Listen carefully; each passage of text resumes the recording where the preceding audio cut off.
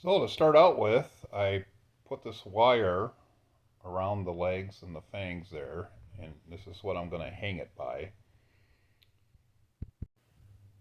And this is where I am going to hang it on the wall, right in the middle of my entertainment center here. And I got a little help from my son. He's drilling into the wall, my brick wall. And now he's pounding the anchor into the wall, and of course he's going to put a screw in there. That's what the spider's going to hang from. I had to put an extension on the wire that I had because it wasn't sticking out enough to hang it from the screw that we screwed into the anchor. So I just made a loop, getting that all twisted on there, and that should be enough to hang it from.